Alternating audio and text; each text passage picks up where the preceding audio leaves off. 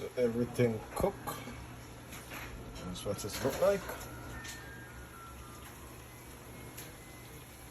You can see the rice.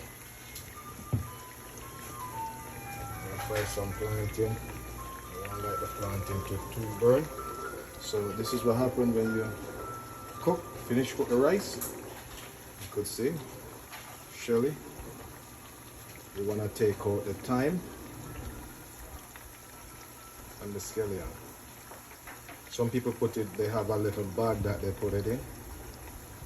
But when you cook in country style, you don't have to put it in a bag because it's going to always be at the top once you don't mix it too much. And remember, like, share, and subscribe. Leave a comment, Tampa_1960 TV, where we cook authentic Jamaican cooking style.